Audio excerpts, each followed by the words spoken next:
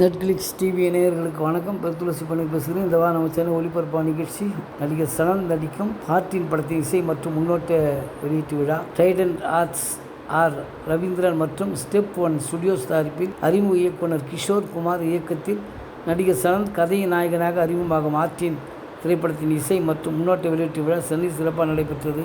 Romantic என்டர்டெய்னராக உருவாகியுள்ள ஹார்ட்டின் திரைப்படத்தில் சனந்த், மடோனா, செபாஸ்டின், இமையா, டி வாட்ஸ்அப் மணி, டெப்னிதாகர் உள்ளிட்ட பலர் நடித்திருக்கிறார்கள். முகேஷ் ஒளிப்பூசி இருக்கும் இந்த திரைப்படத்திற்கு ராஜேஷ் முருகேசன் இசையமைத்திருக்கிறார்.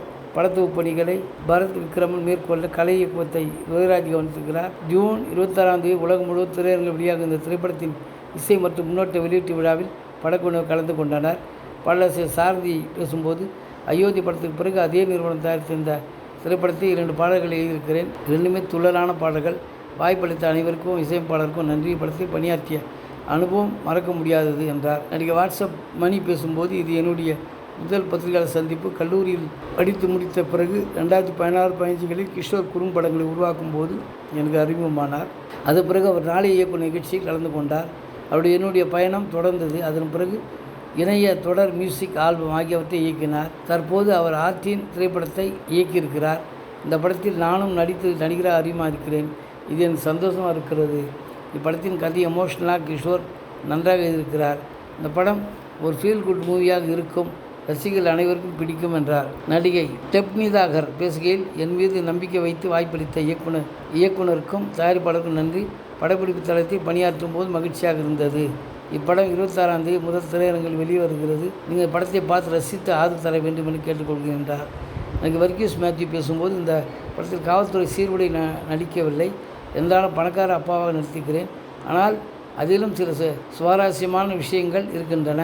ஊறுகாயும் வத்தலையும் பார்சல் செய்து அனுப்புகிற அப்பாவாக நடித்திருக்கிறேன்.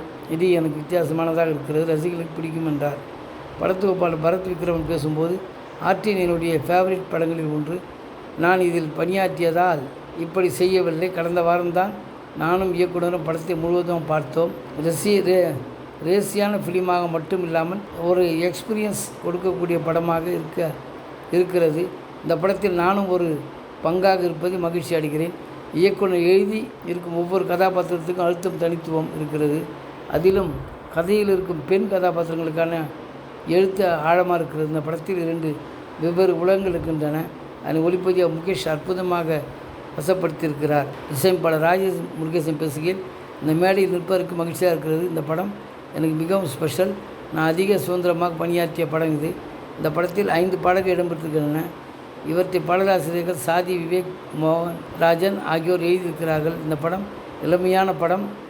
இதனை தியேட்டருக்கு சென்று பார்த்து ரசித்து கொண்டாடுங்கள் என்றார். நடிகை இமையா டி பேசும்போது, இது என்னுடைய முதல் படம் என்பதாலேயே இது எனக்கு மிகவும் ஸ்பெஷல். இந்த படத்தில் எனக்கும் என்னை போன்ற பல புதுமுகங்களுக்கும் நடிக்க வாய்ப்பு அளித்த தயாரிப்பாளர் ரவீந்திரனுக்கு நன்றி என்றார். நடிகை மடோனா டெபாஸ்டின் பேசும்போது, இந்த கதையை கேட்டு மிகவும் பிடித்து போய் தான் நடிக்க ஒப்புக்கொண்டேன். இது ஒரு லவ் ஸ்டோரி. ஏராளமான காதல் கதைகளை படித்திருப்பீர்கள். ஆனால் இதில் ஒரு வித்தியாசம் இருக்கிறது. அதை நீங்கள் ஃபீல் செய்வீர்கள் என்று நம்புகிறேன்.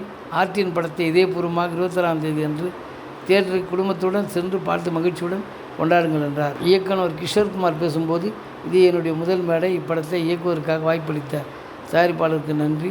இந்த படத்தில் 5 பாடல்கள் இடம்பெற்றிருக்கின்றன. ஒவ்வொரு பாடலையும் இசையமைப்பாளர் ராஜேஷ் உணர்வுபூர்வமாகவும் இதயபூர்வமாகவும் ஜீவன் உள்ளதாகவும் இசையமைத்திருக்கிறார். இந்த படத்தில் 2 வெவ்வேறு உலகங்களை காண்பித்திருக்கிறோம். அதனை 2 மணி நேரத்திற்கு காட்சிப்படுத்தியிருக்கிறோம். என்னுடன் குறும்படத்தில் பணியாற்றியவர்கள் அனைவருமே என்னுடைய முதல் படத்தில் இடம்பெற வேண்டும் என்று விரும்பினேன். அப்படியே இந்த படத்தில் நடிக்க வைத்திருக்கிறேன். காதலும் கடந்து போகும் படத்தை பார்த்தவுடன் மடோனா, செபாஸ்டியனோடு இணைந்து பணியாற்ற வேண்டும் என்று விரும்பினேன். இப்படத்தின் கதையை அவர்களிடம் ஒரு 40 நிமிடம் விவரித்தேன். அவர்களும் நான் சொன்ன ஐடியா பிடித்திருந்தது. அவருடைய திரையுலக பயணத்தில் நினைவில் நிற்கத்தக்க அளவிற்கு ஒரு அற்புதமான கதாபாத்திரத்தில் நடித்திருக்கிறார். ரசிகர்களை உங்களுக்கு பிடிக்கும் என்று நம்புகிறேன் என்றார். நடிகர் சனந்த் பேசுகையில், ஹார்ட்டின் பெயருக்கு ஏற்றாற்போல் க்யூட்டான பிஸியான படம், ஃப்ரீஸியான படம். இந்த படத்தின் கதையை இயக்குநரிடம் சொல்லும்போது, நானும் இது ஒரு வழக்கமான காதல் கதை என்று நினைத்தேன். ஆனால் பிறகு படப்பிடிப்பு தளத்தில் பணியாற்றி கொண்டிருந்த போது இந்த கதை பல அடுக்குகள் உள்ளதை உணர்ந்தேன். அதில் ஆழமான உணர்வுகள் இருந்தது. படத்தை பார்க்கும்போது ஒரு ஆழமான உணர்வு ஏற்பட்டது. இந்த படத்தின் ஹீரோ டெக்னீஷியன்ஸ் தான். அதிலும் ஒளிப்பதிவாளர் முகேஷ் அற்புதமான ஒரு விஷுவல்களை வழங்கியிருக்கிறார். ஹீரோவாக நடிக்கும் முதல் படம் என்பதால் ஒரு ஹீரோயின் இருக்கும் என்று நினைத்தேன். ஆனால் எனக்கு 2 ஹீரோயின் படத்தில் 2 ஹீரோயினையும் நேசித்திருக்கிறேன். படம் பார்க்கும்போது ரசிகர்களுக்கும் இது பிரதிபலிக்கும். இந்த படம் நிஜமாக ஆத்மார்த்தமாக இருக்கும் என்றார். நன்றி, வணக்கம். அடுத்த வாரம் வேறு ஒரு திரைப்படத்தில் செய்தியோடு உங்கள் சந்தி